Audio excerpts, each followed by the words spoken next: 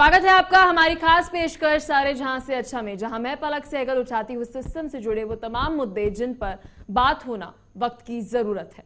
Food processing एक प्रकार की मैन्युफैक्चरिंग ही होती है जिसमें साइंटिफिक नॉलेज और टेक्नोलॉजी का उपयोग करके रॉ मटेरियल को एडिबल फूड आइटम बनाया जाता है, जैसे frozen fruits, frozen food items. इसके अंतर्गत जल्द ही खराब होने वाले और अखाद्य खाद्य संस्थानों को विभिन्न तकनीकों का उपयोग करके यूजेबल, लंबे समय तक इस्तेमाल किए जा सकने वाले भोजन या फिर बेवरेजेस के अंदर कन्वर्ट किया जाता है। यह तैयार उत्पाद की स्टोरेबिलिटी, पोर्टेबिलिटी और साथ ही कन्वीनियंस में सुधार करता है। यह भारत के फूड प्रोसेसिंग सेक्टर के लिए बेहद महत्वपूर्ण है कि इंडियन फूड सेक्टर स्केल के मामले में 5वें स्थान पर है, जो जीडीपी का लगभग 6% है।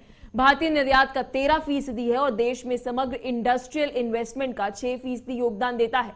ये फूड सेक्टर की बात कर रहे हैं। तो वर्तमान में भारत अपने कृषि उत्पाद के 10% से कम की प्रोसेसिंग कर रहा है, जो बहुत कम है, जो उसकी क्षमता से बहुत ज्यादा कम है। और इस प्रकार अगर हम प्रोसेसिंग स्तर को बढ़ावा देने और इस क्षेत्र में निवेश आकर्षित करने के उपाय अवसर, इसी बीच क्या सरकार के उपाय सही दिशा में है, यह भी एक बहुत बड़ा सवाल है। इसके अलावा फूड प्रोसेसिंग सेक्टर की वृद्धि रिटेलिंग में मांग को बढ़ावा देगी और साथ ही हेल्थ कॉन्शियस जो कंज्यूमर है उसकी भी बड़ी तादाद इसका वजह हो सकती है। इसलिए फंड्स और टेक्नोलॉजी एप्लीकेशन के साथ एक मजबूत क्रॉप वैल्यू चेन की आवश्यकता है। तो सवाल यह उठता है कि फूड सेक्टर में इतनी क्षमता होने के बावजूद भी क्यों फूड प्रोसेसिंग भारत जैसे देश में केवल और केवल 10% है। तो आज इसी मुद्दे के ऊपर करेंगे बात कि फूड प्रोसेसिंग सेक्टर के ऊपर। तो इससे जुड़ी आपको अपडेट पहले दे देते हैं कि फूड प्रोसेसिंग इंडस्ट्री की अब स्थिति क्या है। ये तैयार उत्पाद की भंडारण क्षमता, स्वाद और सुविधा में सुधार करता है। सबसे पहला जानना यह बहुत जरूरी है कि फूड प्रोसेसिंग की वैल्यू क्या है। तो भारतीय फूड सेक्टर स्केल में 5वें स्थान पर है। जब हम प्रोडक्शन की बात करते हैं तो फूड सेक्टर जीडीपी का लगभग 6% योगदान देता है। यह भी फूड सेक्टर की बात हो रही है, यानी कि हम चावल, दाल, कुछ भी अगर हम बात कर रहे हैं तो फूड सेक्टर में भारतीय निर्यात, यानी कि जब हम एक्सपोर्ट्स की बात करते हैं तो 13% योगदान जो है वो फूड सेक्टर का है। इसमें से मसाले भी आएंगे, दालें भी आएंगी और तमाम हम अगर बात करें हॉर्टिकल्चर से जुड़े फल, सब्जियां, देश में समग्र औद्योगिक निवेश की अगर बात करें तो यह भी बहुत ज्यादा है। तो भारत दुनिया का दूसरा सबसे बड़ा फल और सब्जियों का उत्पादक है जब हम बात प्रोडक्शन की करते हैं। फिर भी केवल 2% फसल को प्रोसेस जो है किया जाता है हॉर्टिकल्चर के अंदर जब हम बात करते हैं। साथ ही विनिर्माण आधार के बावजूद भी फूड प्रोसेसिंग की क्षमता जो है वो बहुत कम है, जितनी होनी चाहिए उसके मुकाबले बहुत ज्यादा कम है। हमारे पास पोटेंशियल है लेकिन उसको यूटिलाइज जो है वह नहीं किया जा रहा है फूड प्रोसेसिंग इंडस्ट्री की जब हम बात करते हैं। तो भारत की फूड प्रोसेसिंग की क्षमता जो है वो केवल और केवल अभी सिर्फ 10% से भी कम है, यानी कि जो हमारा एग्रीकल्चर जितना भी हम प्रोड्यूस कर रहे हैं उसमें केवल 10% जो है अभी प्रोसेस हो रहा है। फल सब्जियों में 2% हम सिर्फ प्रोसेस कर रहे हैं, हमारी जो टोटल प्रोडक्शन है। और साथ ही अगर हम मरीन प्रोडक्ट्स की बात करें तो वह केवल और केवल 8% प्रोसेस हो रहे हैं। तो यह एक स्थिति है जो अगर हम बात करें फूड प्रोसेसिंग इंडस्ट्री की, 35% दूध की फूड प्रोसेसिंग होती है और सबसे ज्यादा पेरिशेबल है, जल्द खराब होने वाली एक वस्तु है। तो साथ ही 6% पोल्ट्री की जब हम बात करते हैं वो प्रोसेसिंग होती है। जैसे कि हम अगर अंडों की बात करते हैं तो केवल 6% जो है उन्हें प्रोसेस किया जाता है। भारत में दुनिया की सबसे बड़ी पशुधन आबादी है। जब हम बात करते हैं मीट की तो 50% भैंसे हैं, 20% हमारे पास कैटल है। इसके बावजूद भी जब हम प्रोसेसिंग के ऊपर आते हैं तो जब हम पशुधन के अंदर बात करें तो केवल और केवल सिर्फ 1% है जिसमें वैल्यू एडेड जो है कन्वर्टिज्म किया जाता है, कन्वर्ट किया जाता है, ट्रांसफर किया जाता है। तो वैल्यू एडेड भी अगर हम कर रहे हैं तो उसके अंदर भी फूड प्रोसेसिंग ही कहा जाएगा। तो राष्ट्रीय नीति क्या है? 2015 में सरकार की तरफ से food and agro processing unit को पीएसएल में शामिल किया गया। अब इसके अंदर 2016 के अंदर फसाई के अंतर्गत ईज ऑफ डूइंग बिजनेस लाया गया, जिसके अंदर प्रोडक्ट टू प्रोडक्ट जो है इसके अंदर अप्रूवल जो है प्रोसेस लाया जाएगा, यानी कि फसाई की भी इसके अंदर 2016 के अंदर अच्छा योगदान जो है वो लाया गया। और साथ ही अगर बात करें ऋण की तो अच्छा खासा लोन जो है वो सरकार द्वारा लाया गया। अब इन्वेस्टमेंट की बात होती है तो फूड प्रोसेसिंग इंडस्ट्री के तहत 100% एफडीआई की मंजूरी है, यानी कि अगर पूरी फॉरेन डायरेक्ट इन्वेस्टमेंट हो रही है तो सरकार को इससे कोई आपत्ति नहीं है। साथ ही MFP की बात करें तो इसमें प्रोसेसिंग यूनिट की स्थापना में निवेश के लिए किफायती ऋण जो है सरकार द्वारा जो है वे दिया जा रहा है। तो एक राष्ट्रीय नीति जो है, नेशनल पॉलिसी जो है वे बनाई गई है। साथ ही इसके साथ 2000 करोड़ का विशेष फूड प्रोसेसिंग कोष स्थापित जो है वे किया गया है ताकि फूड प्रोसेसिंग इंडस्ट्रीज जो है वो सशक्त हो। अब फूड प्रोसेसिंग के अंदर राज्यों में भी नामित फूड पार्क यानी कि DFP योजना शुरू की जाएगी समय के अंदर, कुछ समय के अंदर। तो इसी बीच सवाल ये उठता है कि फूड सेक्टर की जब हम बात करते हैं, फूड प्रोडक्शन की जब हम बात करते हैं, तो एक तरफ सरकार की तरफ से एक पूरी राष्ट्रीय नीति जो है, नेशनल पॉलिसी जो है वह बनाई गई है, लेकिन उसके बावजूद भी जब हम बात करते हैं तो फूड प्रोसेसिंग सेक्टर आज एक बहुत बड़ी चुनौती बन के उभर रहा है। कितना हमारे पास पोटेंशियल है, कितना यूटिलाइज हो रहा है, कहां आज हम स्टैंड करते हैं, आज इसी मुद्दे के ऊपर होगी हमारी चर्चा। हमारे मेहमान हमारे साथ जुड़ गए हैं, परिचय आपको करा देते हैं। सीमा शुक्ला हमारे साथ, consultant food safety, AK Mishra हमारे साथ एक्सपर्ट के तौर पर जुड़े हैं और साथ ही प्रोफेसर अखिल स्वामी हमारे साथ इकोनॉमिस्ट हैं। सबसे पहला सवाल आपसे रहेगा सीमा जी, और बहुत बहुत शुक्रिया आप तीनों का अपना कीमती समय हमें देने के लिए। सीमा जी, एक रिसर्च जब मैं कर रही थी तो नीति आयोग के द्वारा यह कहा गया कि 90,000 करोड़ जो हमारी फसल है पोस्ट हार्वेस्ट बर्बाद हो जाती है, खराब हो जाती है। ये लॉस है हमारा एस्टिमेट हर साल का। अगर हमारा फूड प्रोसेसिंग मजबूत हो तो कितनी अच्छी अपॉर्चुनिटीज है फार्मर्स के लिए और साथ ही फूड प्रोसेसिंग के लिए, क्या कहना चाहेंगे आप? धन्यवाद पल्लवी जी। मैं ये कहना चाहती हूँ कि फूड प्रोसेसिंग सेक्टर जो है, और जो हम ये बात कर रहे हैं कि ओवरऑल वैल्यू चेन की और GDP, आपने बहुत अच्छे आंकड़े दिए जिससे ये बहुत पता चलता है, बहुत साफ तरीके से पता चलता है कि हमारे खाद्य के, जो हमारा खाद्य उत्पाद है, जो हमारी फसल है, वो हमारी है। मतलब कि हम ग्रीन रेवोल्यूशन के बाद सेल्फ सफिशिएंट तो हो गए अपनी फसल को उगाने में और सबको फूड प्रोवाइड करने में फूड, लेकिन जहां हम लैक कर रहे हैं, जहां हमारी कमजोरी है हमारे उस पे, वो आ रही है कि हम ये जो फसल है इसको सही पर्सन तक पहुंचाने में और इसकी वैल्यू एडिशन करके ताकि ये लंबे समय तक हमारे उपलब्ध रहे। इन दो चीजों में हम बहुत तरीके से लैक करते हैं।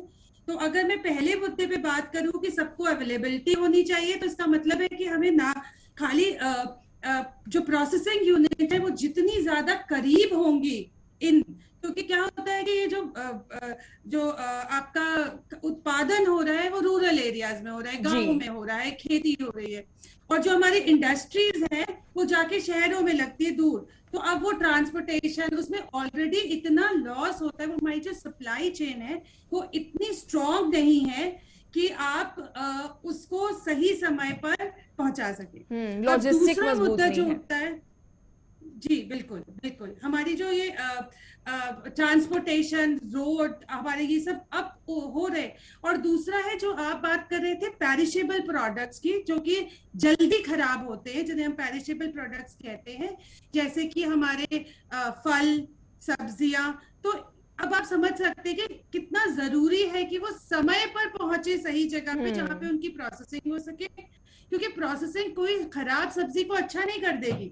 वो जो अच्छी सब्जी है उसकी उस न्यूट्रिएंट्स, उसकी उस शुद्धता को मेंटेन कर सकती है, पर उसे सही नहीं कर सकती। इसलिए उसे सही समय पे जूस बनने के लिए, अचार बनने के लिए सही जगह पे पहुंचता है। और इससे भी ज्यादा बड़ी बात होती है जब हम की एनिमल प्रोडक्ट की बात करते हैं, जैसे दूध हो गया, और जैसे कि हमारा फिश हो गया, हमारी मरीन प्रोडक्ट्स हैं, हमारे कैटल और शीप है, इनकी प्रोसेसिंग में भी ये बहुत जरूरी है कि जिसे कहते हैं, जो स्टैंडर्ड्स कहते हैं, जो रेगुलेशंस कहती है कि 6 घंटे के अंदर वो फ्रीज हो जाने चाहिए, चिल हो जाने चाहिए।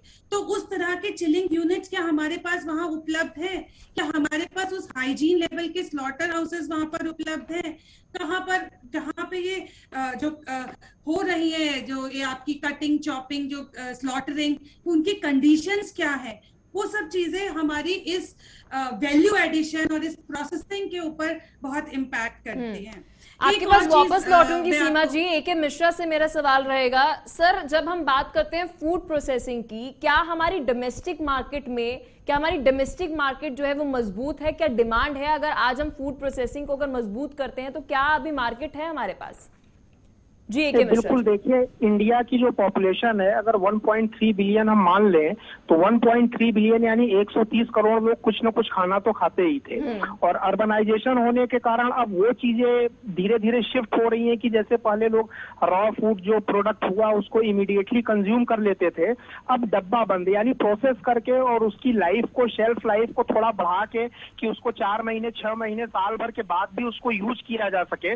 जैसे टोमेटो सॉसेस आप देखती हैं, तो इंडिया अपने आप में दुनिया की, आप ये बोल सकते हैं कि चाइना के बाद दुनिया की सेकेंड लार्जेस्ट पॉपुलेटेड कंट्री है। तो जो प्रोसेस्ड फूड है उसका ये सबसे बड़ा हब है, hub in the terms of consumption. और एक्सपेक्टेड ये है कि 2025-26 तक $US$ 535 बिलियन तक ये मार्केट पहुंच जाएगी। फिर भी जो पोटेंशियल अवेलेबल है उसके हिसाब से ये बहुत कम दोहन होगा इसका, तो इसमें कोई भी डाउट नहीं है। और सिविलाइजेशन और तौर तरीके चेंज होने के कारण अब ये डिमांड बहुत तेजी से बढ़ेगा। आप ये देखिए, अपने बचपन में हम लोग ज्यादातर चीजें जो तुरंत बनती थी तुरंत कंज्यूम करते थे, अब डब्बा बंद और ये सारे पैक्ड फूड्स, टोमेटो सॉसेस हो गए, बहुत सारी मिठाइयां हो गई, बहुत सारे, आप देखिए मिल्क पाउडर, इसका एक बहुत अच्छा एग्जांपल है। पहले पैक्ड मिल्क हमें नहीं मिलता था, अभी अमूल की तरफ से क्या है कि 24 घंटे तक उनकी सेल्फ लाइफ को बढ़ाया जा सका है।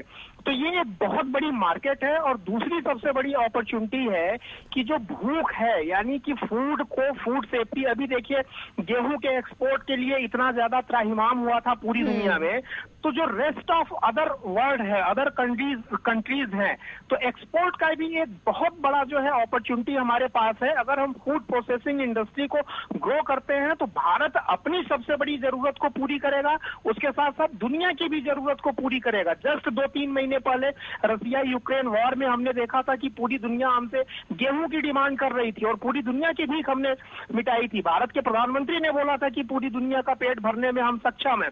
सबसे बड़ी प्रॉब्लम जो आपने अपने इनिशियल स्टेटमेंट में बोला कि प्रोडक्शन करना, रॉ मटेरियल का प्रोडक्शन करना, जैसे अनाज उगाना, टमाटर उगाना, फल उगाना, वो अलग चीज है। मिल्क पैदा करना, ऑपरेशन फ्लड, मिल्क प्रोडक्शन में हम सबसे बड़ी कंट्री है पूरी दुनिया में, डेनमार्क वगैरह को पीछे छोड़ दिया है।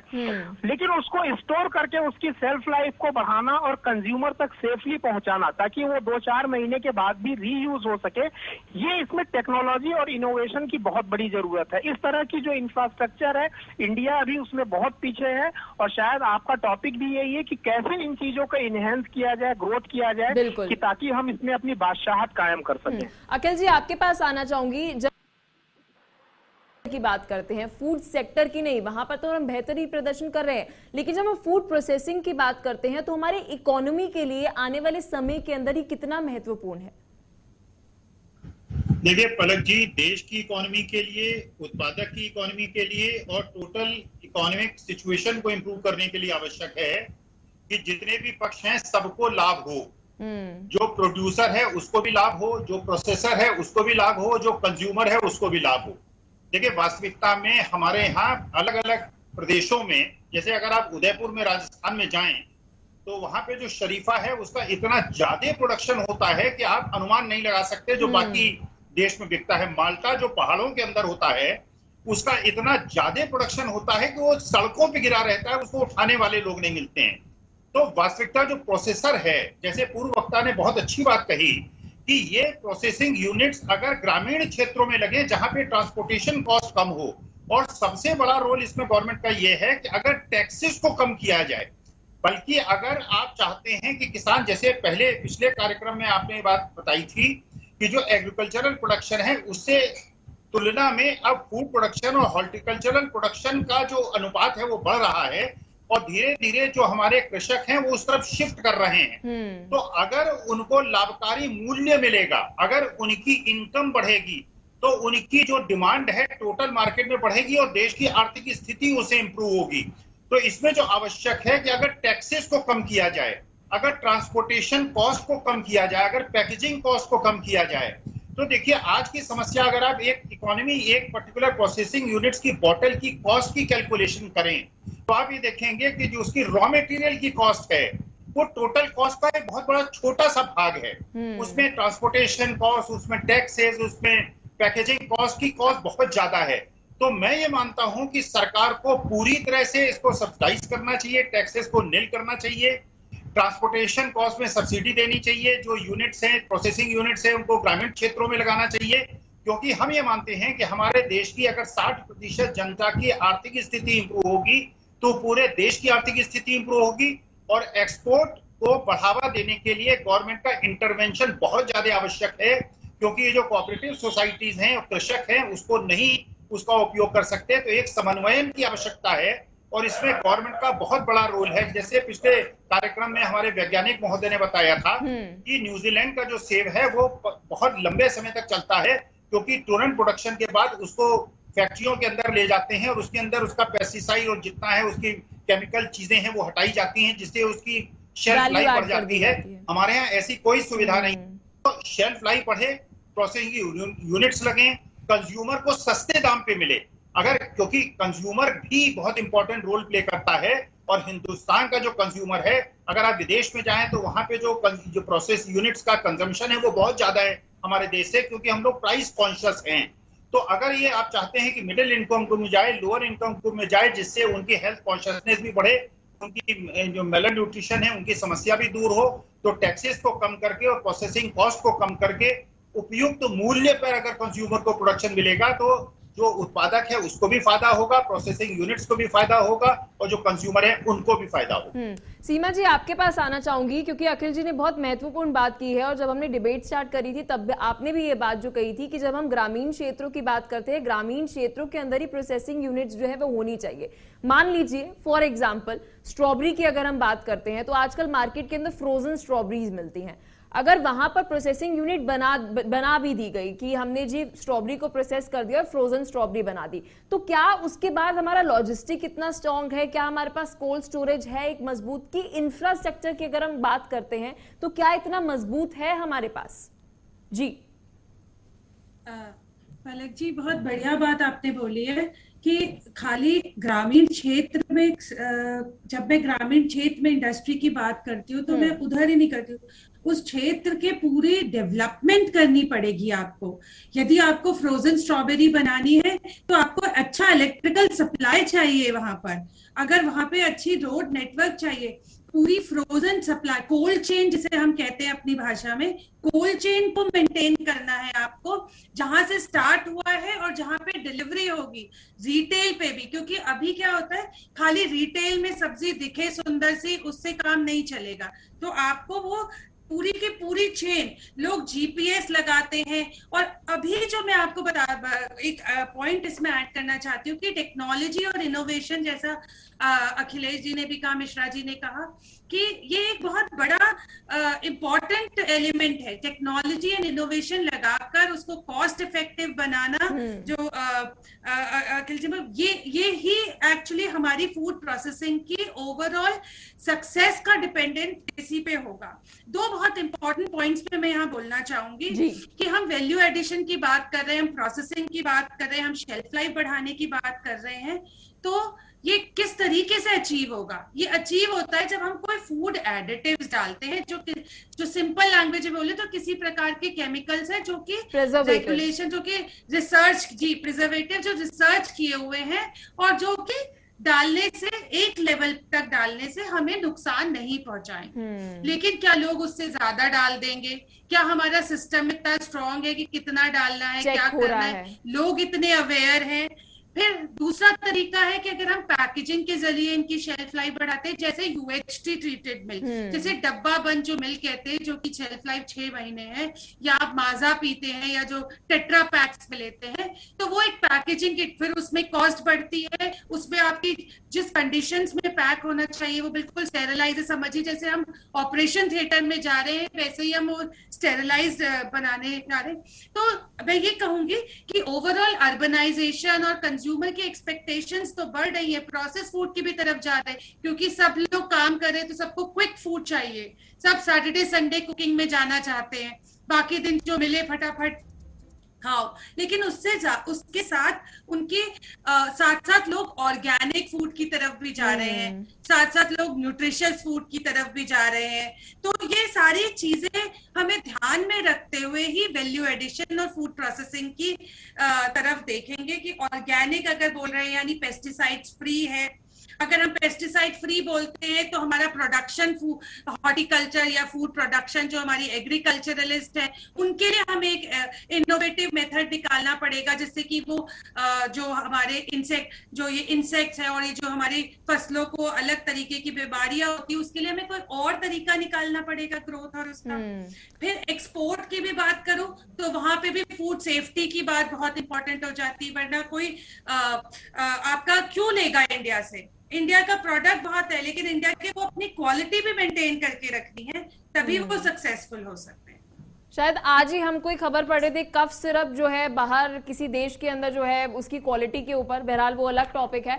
आपके पास आना चाहूंगी मैं AK मिश्रा जी। जब हम बात करते हैं, मैम ने बहुत अच्छा सवाल उठाया है कि एक तो इंडियन मार्केट पहले ही ऐसी है कि हम लोकल सीजनल फूड्स की तरफ जाते हैं, फिर अगर हम पैक्ड प्रोसेस्ड फूड दे भी रहे हैं तो उसके ऊपर क्वालिटी, साथ में क्या वो न्यूट्रिएंट उतना है कि नहीं है, प्रिजर्वेटिव्स किस तरीके से डाल रहे हैं। हमारी जनरेशन बहुत ज्यादा अभी देख रहे हैं हम हेल्थ कॉन्शियस होते हुए नजर आ रही है, तो क्या मार्केट जो है जब बनाई जाएगी तो उसके लिए research and development, technology, scientific knowledge कितनी इंपॉर्टेंट है? जी देखिए, सीमा शुक्ला मैम ने जो बात उठाई है तो मुझे पता है उनकी तो सुपर एक्सपर्टाइज है, पढ़ाई भी एमटेक भी यहीं पे किया, जॉब भी किया है। उनकी बात जो है एकदम सही है। देखिए, मैंने जहाँ पे टर्म एक पर्टिकुलर प्रोसेसिंग यूज होता है ना, तो ये टर्म अपने आप में पूरा एक सिस्टम होता है जिसमें कई स्टेप होते हैं। फॉर एग्जाम्पल, कोई भी फूड प्रोडक्ट ओरिजिनली वो खेतों में या पेड़ों पे ही पैदा होता है, उसके बाद से वो पूरा एक स्टेप सीरीज, एक पूरी सीरीज होती है जिसमें कि उसको डाल के प्रोसेस किया जाता है। फिर फाइनल प्रोडक्ट जो है वो डिब्बे में पैक होकर के मार्केट में दुकानों पे पहुंचता है और घरों में पहुंचता है, जो 4-6 महीने बाद तक यूज किया जा सकता है। तो डेफिनेटली अगर हम फूड प्रोसेसिंग में पीछे हैं तो उसके पहले सबसे पहला रीजन है सोशल, जो मैंने शुरू में बोला कि हमारी फूड हैबिट ऐसी थी कि हम रॉ मटेरियल ही यूज करते थे। टेक्नोलॉजी के कारण अब ये धीरे धीरे चेंज हो रहा है। मिल्क इंडस्ट्री में ये बहुत देखने को मिलता है। तो यहाँ हर एक फील्ड में देखिए टेक्नोलॉजी का इंट्रोडक्शन कहाँ पे होगा। जैसे ही कोई फूड प्रोडक्ट पैदा होता है तो सबसे पहले उसको फैक्ट्री तक पहुंचाना, वहां पे भी स्पीडी टेक्नोलॉजी हमें चाहिए, उसका स्टोरेज हमें चाहिए, तो वहां पे भी टेक्नोलॉजी चाहिए।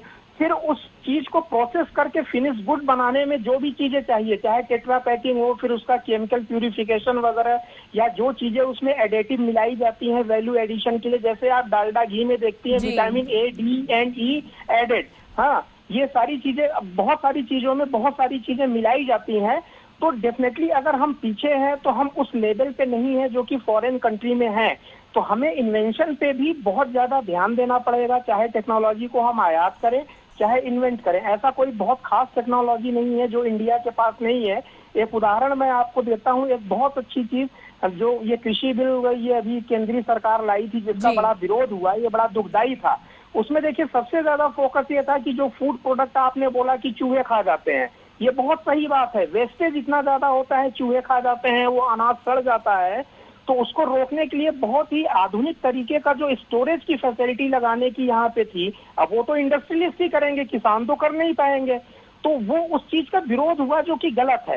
तो स्टोरेज से शुरू करके फिनिश गुड तक पूरा एक सीरीज, एक चैन होती है प्रोसेस करने की। हर प्रोसेस में उसमें वैल्यू एडिशन करके उसकी गुणवत्ता को अपने हिसाब से, क्वालिटी को अपग्रेड किया जाता है ताकि वो बाहर भेजा जा सके।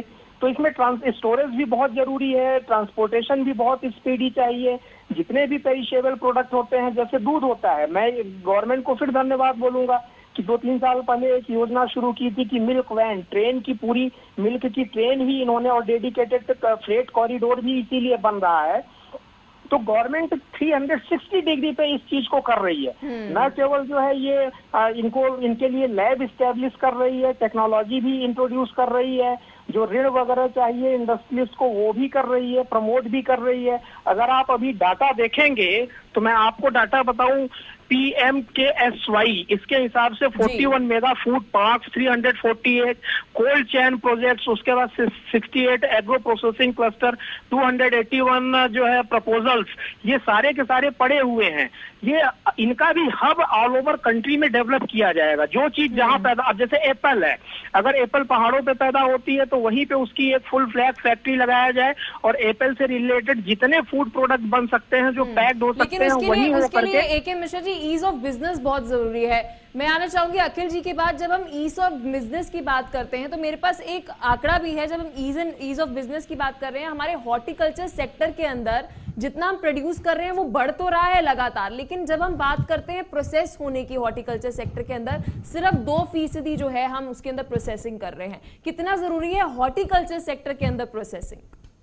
जी अखिल जी। देखिए, वास्तविकता में पलक जी एक बहुत सुखद एक्सपीरियंस मैं आपको बताता हूं। पिछले 3-4 महीने के अंदर पहली बार मैंने देखा कि अब बॉटल्ड कोकोनट वाटर मिल रहा है और वास्तविकता में इतना अच्छा मुझे लगा। देखिए, इकोनॉमिक्स की बात जो मैं कर रहा था कि कंपेयर करें, जब एक नारियल वाली से नारियल लेके आप पीते हैं और बोतल का जो ये नारियल पानी है इसको आप पीते हैं, तो आपको महसूस होता है कि इतना सस्ता पड़ता है और जो प्रोड्यूसर है उसको भी डायरेक्ट कैश रिटर्न में मिलता है, उसको सीधे पैसा मिलता है और उसको मोटा पैसा मिलता है। प्रोसेसर को भी इसलिए फायदा होता है कि जो 60 रुपए का नारियल हम पीते हैं, वास्तविकता में प्रोड्यूसर को 20 रुपए मिलता है। लेकिन अगर ये प्रोसेसर जो नारियल पानी निकाल रहा है वो 30 रुपए उसको देता है, कैश देता है, 10 रुपए की प्रोसेसिंग और प्रोडक्शन कॉस्ट आती है, हमको 50 रुपए लीटर मिलता है। तो ये वास्तविकता में कंज्यूमर के लिए भी फायदेमंद है और तीनों पक्षों के लिए फायदेमंद। एक और चीज मैं आपको बताऊं जी, आज से 30 साल पहले फ्लोरिकल्चर के मामले में पूरे वर्ल्ड में एक रेवोल्यूशन हुआ था, क्योंकि नीदरलैंड्स और हॉलैंड में वहां पर जो लोग भेंट देते हैं एक दूसरे को, तो फूल की भेंट देते हैं, कोई गिफ्ट आइटम हिंदुस्तान की तरह लोग नहीं देते हैं। तो एक हब तैयार हुआ और पूरे हर विश्व के हर देश ने कोशिश की कि अपने यहाँ कंट्रोल टेम्परेचर और मॉइस्चर के बेसिस पर यहाँ पे फ्लोरिकल्चर को बनाया जाए।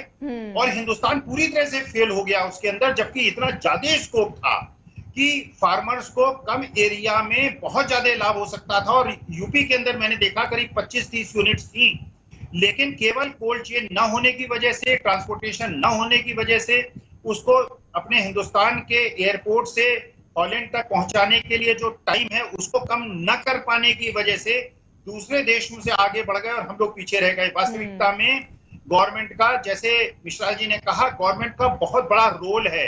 अगर एक्सपोर्ट को बढ़ाना है, अगर जो उत्पादक है उसको फायदा देना है, हिंदुस्तान में इसके कंजम्पशन को बढ़ाना है, तो टैक्सेस को कम करना है और गवर्नमेंट को बहुत ज्यादा एक्टिव रोल प्ले करना पड़ेगा। और अगर एक्सपोर्ट इसका बढ़ा तो किसानों की, क्योंकि इनकम बढ़ेगी तो देश की आर्थिक स्थिति में भीषण बदलाव होगा। बहुत बहुत शुक्रिया आप तीनों का अपना कीमती समय देने के लिए और एक महत्वपूर्ण मुद्दे के ऊपर एक बार फिर चर्चा करने के लिए, क्योंकि बेहद जरूरी है जब हम बात करते हैं किसानों को सशक्त करने के लिए। फूड प्रोसेसिंग बहुत बड़ा योगदान जो है वह दे सकता है हमारे किसानों को सशक्त करने के लिए। उत्पादक तो हम हैं दूसरे नंबर पर, लेकिन फूड प्रोसेसिंग जो है उसके ऊपर काम करना बेहद जरूरी है। तो फिलहाल के लिए इस एपिसोड में इतना ही। मिलते हैं आपसे नेक्स्ट एपिसोड के अंदर एक नए मुद्दे के साथ।